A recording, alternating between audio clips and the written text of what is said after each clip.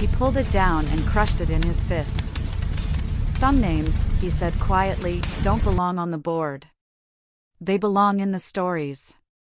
Mercer stared downrange at the shredded target still fluttering in the breeze. "Guess we just met one." No one argued. The heat at Fort Huxley came early that morning, thick, shimmering, and cruel. By 0900 hours, the desert air felt like dry sandpaper against the lungs, the kind that burned with every breath. Beyond the chain-link fence, the hum of Interstate 40 blurred into the wind. Inside the perimeter, only the rhythmic bark of commands and the clatter of rifles broke the stillness. Elena Ward stepped out of the transport van with the quiet poise of someone who didn't need to prove where she belonged. Her clothes, though simple, carried a certain deliberate anonymity: faded gray cargo pants, a lightweight black jacket zipped halfway, and tactical sneakers scuffed at the toes. A temporary clearance badge swung from her pocket, the kind issued to civilian contractors requalifying for weapons certification. The photo on it was older, shorter hair, sharper eyes, less effort spent on fading into the background. She crossed the gravel lot without hurry, every step measured, every motion economical. The heat shimmered off the concrete and dust rose around her boots. To most observers, she was just another mid-level contractor from some forgotten department. But her eyes told another story, calm, scanning everything. Guard towers, vehicle placement, lines of fire, exit routes, catalogued automatically, a habit carved by years she didn't talk about. The instructors noticed her right away. Master Sergeant Rick Danner, barrel-chested and half-sunburned, leaned against the armory shack with the easy arrogance of a man who'd been comfortable too long. Once, he'd been infantry, real infantry, the kind that carried 80 pounds through foreign mountains. But a decade of range duty had dulled him. Next to him, Staff Sergeant Kyle Mercer squinted at her paperwork through a pair of scratched sunglasses, his expression settling somewhere between boredom and contempt. "Another desk jockey," Danner muttered. "Look at that civvy gear, fresh out of a catalog. Probably thinks a sling mount is a purse clip." Mercer smirked. "My bet? HR or finance?" Supervisor probably told her she needed to experience the field for empathy training. They both chuckled, loud enough for her to hear. It was a game they played often, testing newcomers, picking them apart before they even picked up a weapon. Elena ignored them. She'd heard worse, from men far better. She approached the check-in table where a corporal with a half-finished coffee didn't bother looking up. "Lane 12, he muttered, scribbling something on a clipboard. "Copy." Lane 12, always the far corner, where brass rolled under the fence and echoes turned into headaches. The spot they gave to people they didn't expect much from. She walked past two young reservists arguing over whose rifle looked cooler. The taller one nudged his friend. 20 says she misses every target. His buddy grinned. "You kidding? Look at her. Bet she learned to shoot off YouTube tutorials." Their laughter followed her downrange. Elena reached lane 12, unzipped her compact range bag, and began to unpack. Every movement was slow, precise. Inside the bag, custom ear protection molded to her ears, a pair of worn gloves with reinforced fingertips, and a small black toolkit that looked older than the range itself. She laid everything out in perfect order, the way soldiers do when ritual replaces faith. The M4 carbine assigned to her was standard issue, scratched and worn, its serial number half rubbed off. She picked it up and ran her hand over the upper receiver, fingers moving with intimate familiarity. The weapon told its story in seconds, how many rounds it had fired, how it had been cleaned, how it had been neglected. She inspected the bolt, tested the trigger brake, adjusted the sling tension, and checked the sights. Her hands moved like they were guided by memory, not thought. Behind her, the instructors continued their theater. "Taking her sweet time," Danner called. "Maybe we should fetch her the beginner's guide to the safety switch." Mercer laughed. "You think she knows which end goes forward?" Elena chambered around with one smooth, practiced motion. The click of the bolt sliding home silenced even the laughter. It was the unmistakable sound of someone who'd done it 10,000 times. She stepped into position. Feet shoulder-width apart. Weight slightly forward. Breath measured. The rifle settled against her shoulder as naturally as a heartbeat. The range buzzer chirped. Her first shot cracked through the morning air, clean and sharp. The target jerked as the bullet struck the outer ring, close, but not center. The reservist snickered. "See? Told you." Probably flinched. Elena didn't move. She exhaled slowly, adjusted her stance by half an inch, shifted her hand on the grip. Then, crack. The second round punched through the center ring, dead on. The next followed, then another, each one landing within a tight circle that began to chew through the target's heart. By the seventh shot, the laughter was gone. The only sound was the rhythm of her controlled breathing and the precise snap of each round being fired. When she reloaded, it was seamless, no wasted motion, no hesitation. Just calm precision. Mercer leaned forward, squinting through the haze. "Jesus Christ," he muttered. "That's impossible." Danner frowned, his voice suddenly cautious. "Not impossible. Just practiced." But he didn't believe it. No one did. When Elena pulled the last magazine, her sleeve rode up slightly, revealing a strip of faded black ink on her wrist. It was small, sharp, military clean, a skull and 2 crossed harpoons. Mercer's eyes narrowed. "Hey, Rick. Look at that." Danner leaned in, and for a long moment he said nothing. Then, in a lower voice, "That looks like SEAL Recon Inc." The younger reservist overheard and snorted. "Please. You can buy those tattoos anywhere now. Probably got it at a mall." But Danner wasn't laughing anymore. Something about her stance, too balanced, too ready, didn't fit the civilian act. The calluses on her hands weren't from typing or lifting boxes. They were in the places you only got from ropes, weapons, and years of recoil. The realization hit him like a gut punch. And that's when the gate creaked open. 3 figures walked in, 2 administrative escorts and a man who didn't need an introduction. Commander Thomas Hale, silver-haired and scarred above one brow, the kind of man whose presence carried weight even in silence. He moved with deliberate calm, scanning the line as if inspecting the range. When his eyes found Elena, he stopped mid-step. Recognition flickered, then something deeper. Regret, maybe. Or memory. She didn't notice him right away. She was reloading again, posture perfect, calm as ever. But Hale was already walking toward her, his escorts struggling to keep pace. The instructors straightened instinctively. Even the reservists dropped their grins. Hale stopped behind her lane as she fired 3 final shots, each one landing dead center. "Still shooting with that inside shoulder bias," he said softly. Elena froze, not in fear, but recognition.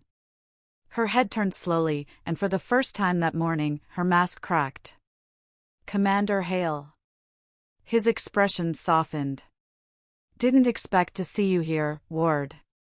She gave a half-shrug. "Just requalifying." The silence that followed felt different this time. Even the wind seemed to have stopped to listen. Commander Thomas Hale stood beside Lane 12, his eyes fixed on the woman who'd just outshot every instructor on base. The range officers straightened unconsciously, unsure whether to salute or disappear. Elena Ward lowered her rifle, cleared the chamber, and rested the weapon on the bench with methodical precision. Hale spoke quietly, almost conversationally. "You're still using that slight inside shoulder bias," he said again, the faintest smile ghosting across his face.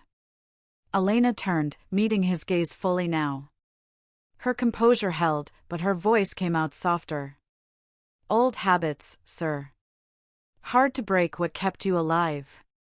Hale's smile didn't quite reach his eyes. "Alive's a good habit to keep."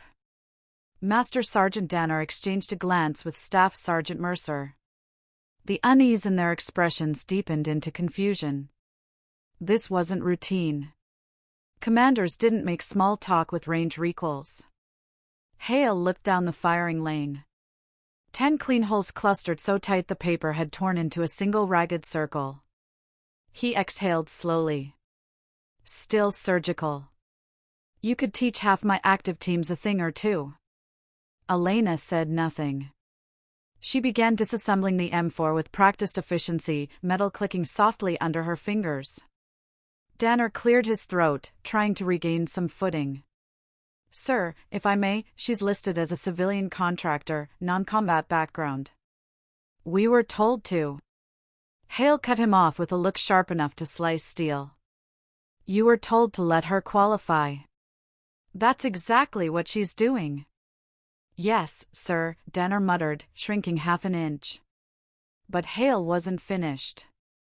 His eyes never left Elena. It's been what, 9 years? Elena hesitated just long enough for the pause to speak louder than words. 8. You vanished, Hale said. No trace, no contact. We thought you'd walked away for good. I tried. Her tone wasn't defensive, just tired. Like someone explaining why fire burns. Then what brings you back to a rifle range? Contractor requalification, she repeated evenly. Need to keep my paperwork clean. You don't need a requal to disappear, Hale said, studying her face. So what are you really doing here, Ward? She gave a faint shrug. Maybe I just wanted to see if I still could. That earned the faintest flicker of a grin from him, something that spoke of shared history too deep for outsiders to touch. Behind them, the young reservists stood frozen, listening. They'd gone pale, their earlier arrogance draining away as they realized something far larger than a simple qualification was unfolding in front of them. Hale shifted slightly, his tone turning formal. Gentlemen, he said to the instructors, do you know who you're talking to? Danner blinked. No, sir. That tattoo on her wrist, Hale continued, isn't decoration. It's earned ink. Hand-stamped in a blacked-out hangar, 3 continents away. The words hit the air like live ammunition. It's the insignia of Echo Vale, our most covert Overwatch program. Officially, it never existed. Unofficially, he let the silence stretch, they trained the people who trained us. Mercer swallowed. Echo Vale, that's a myth. So we're ghosts, Hale replied. Until you saw one. All eyes turned to Elena. She didn't flinch, didn't posture. Just finished reassembling her rifle and locked the bolt forward with a precise clack. Sir, Danner said, his voice smaller now, what exactly did she do? Hale's gaze stayed on Elena. She led Overwatch operations long before drones made the job easy. Urban hideouts, canopy sniping, recon without satellites. When targets vanished behind civilian walls, she found them. When comms failed, she didn't. She was the eyes no one saw. He paused, letting that sink in. She's the one who built the doctrine the rest of us copied. Mercer stared. You mean she trained? Everyone, Hale finished. Including me. The revelation dropped like a weight. The reservists stood silent, faces drained of color. Elena zipped her range bag shut, her movements steady but distant. That was a long time ago, she said quietly. Hale's expression softened, almost paternal. Not long enough. Some of us still remember Seven Pines. Her head tilted slightly, the only sign that the name landed. That's still classified, she said. The operation is, Hale agreed. But not the result. He turned to the stunned instructors. 12 field contractors trapped behind enemy lines. Storm grounded all air support. Enemy armor closing in. Command wrote them off. Danner's eyes widened. You mean the unsanctioned recovery mission, the one no one claimed? That's the one, Hale said. Except it wasn't unsanctioned. It was her. Elena's jaw tightened, a flicker of old pain ghosting across her face. Hale's voice lowered. She infiltrated 12 kilometers through a sandstorm that grounded everything with wings. Carried 40 pounds of gear. Walked in alone, walked out with 12 survivors. 14 hours on foot. No comms, no backup, no sleep. 0 friendly casualties. He looked at her again. You covered that extraction under sustained fire from 3 directions. The intel later counted 36 hostiles neutralized. The 12th was a confirmed marksman at 900 meters. You spotted him through a dust wall and still made the shot. The entire range had gone silent. Even the generator hum seemed to fade away. Hale turned back to the others. That ink, he said, nodding toward her wrist, wasn't given out lightly. They only marked confirmed Echo Vale assets, operatives who completed 2 or more recoveries off-grid. No leaks. No failures. No names on headstones. The younger reservist who'd mocked her earlier looked like he wanted the earth to swallow him whole. Elena finished wiping down her rifle. Her hands were steady, but her eyes had gone distant, fixed on memories that didn't belong to this place. That was then, she said softly. Different wars. Different ghosts. Hale nodded. And yet you're here. I told you, sir. Paperwork. And I told you, paperwork doesn't bring ghosts back to the range. Their gazes locked for a long, quiet moment. It wasn't confrontation, just 2 people acknowledging a shared burden. You still have the dreams? Hale asked gently. Elena's reply came after a pause. Less often. That's something, he said. He turned toward Danner and Mercer. You've been giving one of my finest a hard time all morning. Consider this your reminder, competence doesn't always announce itself. Sometimes it walks in quietly and asks for a lane at the far end. Neither man spoke. Danner's face had gone the color of sand. Elena slung her rifle over her shoulder, her expression unreadable. I'm done here, she said simply. Hale nodded. You always were. She hesitated, then looked back at him. How's the team? Scattered, he said. Some teaching, some gone. We don't get replacements for ghosts. Her mouth twitched, almost a smile. Guess that's how legends work. As she turned to leave, Hale spoke again, quieter. Elena. She paused. If anyone asks what you did in Echo Vale, he said, I'll tell them I was never there.